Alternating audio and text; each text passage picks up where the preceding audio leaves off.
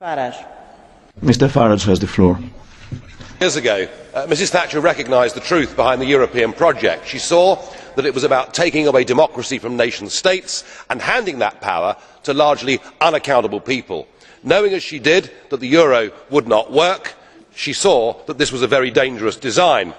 Now we in UKIP take that same view, and I have tried over the years in this Parliament to predict what the next moves would be as the euro disaster unfolded. But not even me in my most pessimistic of speeches would have imagined, Mr Rehn, that you and the others in the Troika would resort to the level of common criminals and steal money from people's bank accounts in order to keep propped up this total failure that is the euro. You even tried to take money away from the small investors in direct breach of the promise you made back in 2008. Well, the precedent has been set, and if we look at countries like Spain, where business bankruptcies are up 45% year on year, we can see what your plan is to deal with the other bailouts as they come.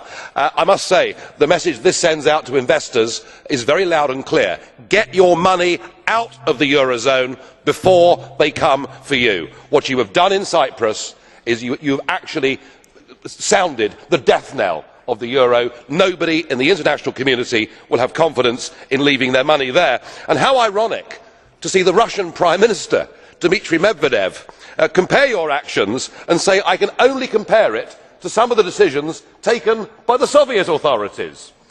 And then we have a new German proposal that says that actually what we ought to do is confiscate some of the value of people's properties in the southern Mediterranean eurozone states. This European Union is the new communism. It is power without limits. It is creating a tide of human misery, and the sooner it is swept away, the better. And what of this place? What of the Parliament? This Parliament has the ability to hold the Commission to account.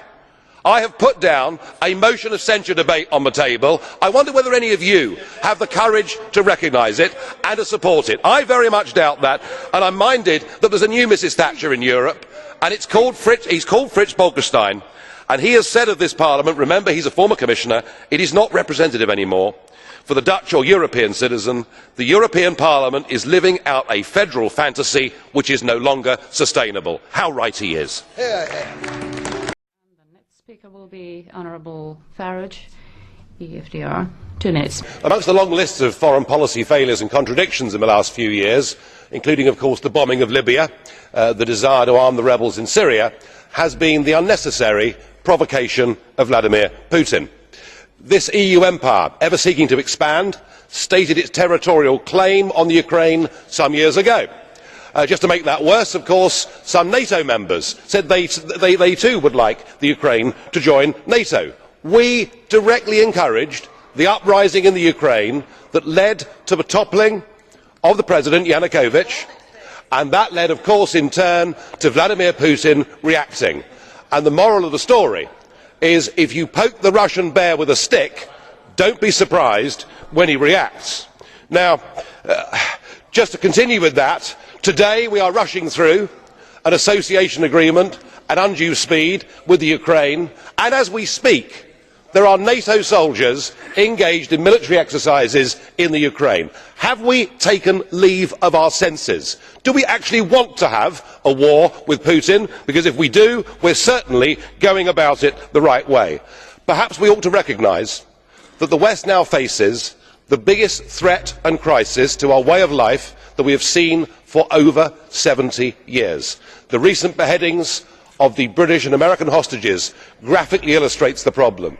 And of course we have our own citizens from our own countries engaged in that struggle too. In the war against Islamic extremism, Vladimir Putin, whatever we may think of him as a human being, is actually on our side. I suggest we grow up. I suggest we recognise the real threat facing all of our countries, communities and societies. We stop playing war games in the Ukraine and we start to prepare a plan to help countries like Syria, like Iraq, like Kenya, like indeed Nigeria, to try and help them to deal with the real threat that faces us. Let's not go on provoking Putin whether we like him or not.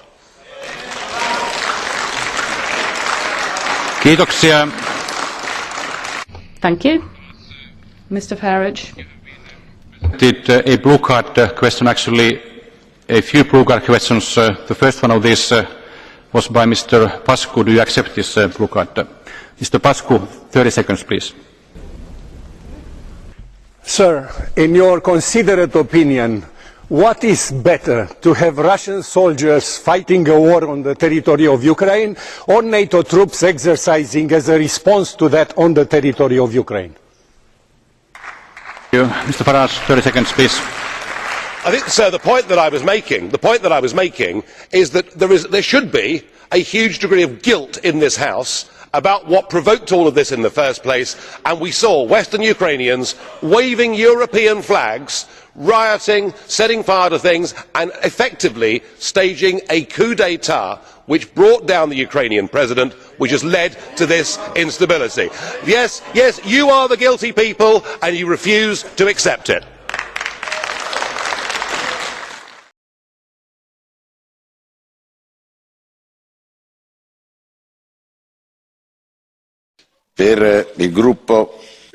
On behalf of the EFDD group, the floor goes to Mr. Farage. Good morning. Thank you, Mr. Chairman. Well, it may have taken 9 months, a pretty full gestation, but be in no doubt that last Wednesday was a great historic day when the United Kingdom announced that we were going to become an independent, self-governing, democratic nation once again, an act that has been cheered by hundreds of millions of people all over the world. Now, we've had a little history lesson this morning from Mr. Verhofstadt, but he made one mistake. In 1973, sir, we did not join the European Union. We joined the European Economic Community. And had the British people known that it was intended to get political and take away our ability to govern ourselves, we never would. Now, I'm sorry to say that the response to the triggering of Article 50 has been all too predictable. Already you've made a series of demands that are not just unreasonable, but in some cases clearly impossible for Britain to comply with.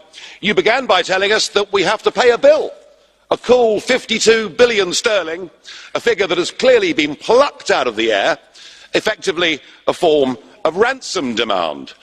What you could have acknowledged is that we've put net over 200 billion sterling into this project. We're actually shareholders in this building and the rest of the assets, and really, you should be making us an offer we can't refuse to go. And the ever-charming Mr. Verhofstadt, the Parliament's chief negotiator, in his resolution that we're to vote on later today, tells us that we cannot discuss potential trade deals with anybody else in the world until we've left the European Union. That has no basis in treaty law whatsoever. And it's rather like saying you can't guarantee yourself a dwelling for when you leave prison, and I trust the British government will completely ignore you. And of course, Mr. Tusk, who is not with us today, I suspect that he's still crying. He looked pretty tearful, didn't he, after the British ambassador delivered the letter last week. He tells us in his memorandum that any future trade deal must ensure that the United Kingdom is not allowed to have a competitive advantage. This is all impossible, and you add to that the hypocrisy of, on the one hand, saying the EU will negotiate as one, and clause 22 of the Tusk document saying that actually Gibraltar, that the Spanish can have a total veto over the whole trade deal if they're not happy with the sovereignty of Gibraltar. We believe in national self-determination. Your aim and ambition is to destroy nation-state democracy. Gibraltar is clearly a deal-breaker on current terms. You have shown yourselves with these demands to be vindictive, to be nasty. All I can say is thank goodness we're leaving. You're behaving like the mafia. You think we're a hostage. We're not. We're free to go. We're free to go. And 85, and this, now I know, I do understand. Onorevole Farage. I do understand. Onorevole Farage. Sorry, Mr. Farage. Listen, I'm trying to give you the chance to speak and say everything you want to say. But if you're talking about the mafia, you're saying this Parliament is behaving like the mafia. As far as I'm concerned, that's unacceptable. No, I do understand. I do understand, sir. Mr. President, I do understand national sensitivities. I'll change it to gangsters. All right? And that is how we're being treated. We're being given a ransom note. But what must be very difficult for all of you to get into your minds is there is a bigger world out there than the European Union.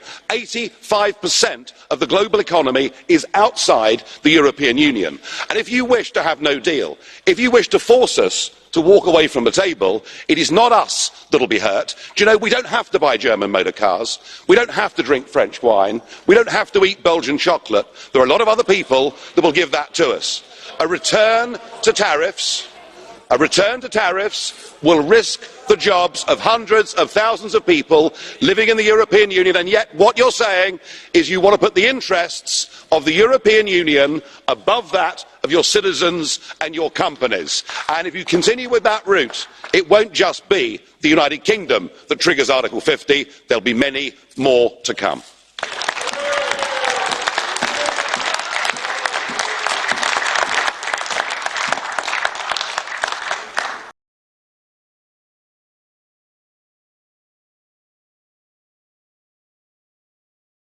Well, let's talk more about what's been proposed in Strasbourg. Joining me from there, the UKIP leader Nigel Farage, who we saw in that earlier report a few moments ago. Nigel Farage, good afternoon. Good afternoon. You were in the chamber there for what Jean-Claude Juncker had to say, and he talked about the issue being a matter of humanity and human dignity, and put forward this proposal for quotas to 22 EU countries. What do you think? What I think is this, that from April it was clear that Jean-Claude Juncker was going to implement the EU's common asylum policy. The problem with that policy, as I tried to point out at the time, is that it casts the definition for who qualifies way beyond the 1951 Geneva Convention on Refugee Status, and even includes people who come from poor countries. So what we're seeing is this huge tide of humanity coming across the Mediterranean, taking massive risks, being in the hands of the criminal traffickers and ISIS and all the rest of it. And what we're not doing is we're not sorting out who are genuine refugees and who are not. So to ask me to comment on what I think of the Juncker plan to distribute 160,000 people around the rest of Europe, my answer is, why don't we get back to the basics? Why don't we find out who a refugee is, who a refugee isn't? And surely the only way we can stop the drownings and stop the exploitation is to stop the boats coming by having offshore reception centres where we can assess people. Right, well, let me follow you down that road in that case. How do you define a genuine refugee in this context? Dead easy. We've been doing it, actually Britain's been doing it for about 350 years, and it's been codified since 1951. A refugee, by definition, is an individual in direct fear themselves of persecution because of their race, religion, ethnicity, or political or social beliefs. That is what a refugee is. And we've known that and understood that. And if you look at the people that have come to Europe over the course of the last year, the vast majority of them would not qualify, with the best will in the world, for being refugees. Even those fleeing the civil war in Syria? Well, hang on. Most people who've come to Europe have not come from Syria. And the problem now is because Angela Merkel has really, inflated the original message that came from Jean-Claude Juncker 6 months ago. Now anybody can come to Europe, throw their passport into the Mediterranean and say they've come from Syria. So we're just not getting this right, and we're not sorting out who are the genuine refugees. And by the way, I do believe that Britain and the rest of Europe have a duty to help genuine refugees, but not for us to be an open door to economic migrants. No, I accept that you've made that point about genuine refugees before. Yeah. I want to get this idea of these centres that you're talking about, which will sort this all out, which are not in Europe. Where are you going to put them? Well, what I'm keen to do, number one, is stop people drowning. And you stop people drowning if you tell them that if you come by this route, you will not be accepted. This is exactly what Australia did back in 2008. Now, I'm actually quite pleased that the British government, for once, have not got along with the European line, and have said that we will take refugees, but take them directly from the camps. Now, it's perfectly clear there are very big camps in Lebanon, in Jordan, and in Turkey. Interestingly, there are 6 other wealthy Arab states who are refusing to take a single person. So I'd like to see a bit more effort and emphasis put on them. But I do think that David Cameron, for once, has listened to the arguments, and the European Union need, I think, to go along with that model. The problem is, what I heard today from Mr. Juncker in his State of the Union speech is they refuse to accept they've got anything wrong. And I now genuinely believe that my prediction that we will see a flow of people into Europe of biblical proportions will come true. Can I also put to you what Mr. Juncker said with regards to wider reform? Because he talked about the need for more fundamental change in the way we deal with asylum applications, not, I suspect, necessarily along the lines that you've just outlined, but he made that point. And he said, and notably the Dublin system that requires that asylum applications be dealt with by the first country of entry. Now, what's your response to that specifically? Yeah, I mean, that was very interesting. I mean, look, since 1951, we've accepted internationally that you claim refugee status in the first safe country you come to. Mr. Juncker wants to ditch that because he doesn't want to actually recognise that Italy and Germany or Britain are different countries. We're all part of the European state with one flag, one anthem, one police force, ultimately one army and one asylum policy. What he also said is he will come back next March or next April, not just with an asylum policy, but with a common EU immigration policy. Right, but just on that specifically, according to EU figures, since the Dublin rules were agreed 12 years ago, asylum applications in Britain have stabilised, and Britain's share of Europe's asylum claims has declined from about 10% in 2008 to, I think, 5% last year. So, I mean, do you acknowledge those figures for a start? Well, we are fortunate. There are 2 very wise things Britain did. One was say no to the euro, thank goodness, and the other was to say no to Schengen. And that's why, now anyone that gets into Greece or Italy or Hungary can freely go to Germany without their details being checked. They can't get to Britain through the same means, which is why you've got the camp at Calais. So, however much we've suffered over the summer, and Kent's businesses have suffered, our problems are as nothing compared to countries like Germany that are stuck in Schengen. One more, if I may, because you talked about you want to stop the drownings. Everybody wants to stop the drownings. We are where we are. People are prepared to take enormous risks to get across the Mediterranean in appalling conditions. Whatever measures you take longer term are not going to stop the drownings tomorrow. So what will you do in the immediate term to try and arrest this situation? I'm sorry, I don't agree with the premise of that question. If you look at many of the people, not all, but many of the people that are coming to European territory, they are paying thousands of euros to people smugglers to get across to mainland Europe. Because they're desperate. If they knew that on arriving in Kos or in Lampedusa or indeed in Hungary, that they would simply be refused entry, they would not spend that money, and they would not put their lives in the hands of very dangerous criminal gangs and traffickers. And this is exactly what Australia faced back in 2008, and the Australians said, if you come through this route, we guarantee you one thing, you will not be accepted. And that was the way the Australians stopped the drownings, and nobody would call Australia a country that was closed. Good to have your thoughts. Thank you very much for coming on. The leader of UKIP, a member of the European Parliament, of course, as well. Many thanks for watching this video. Please like and subscribe and hit the notification bell if you would like to be notified of new uploaded content. Hope to see you again soon.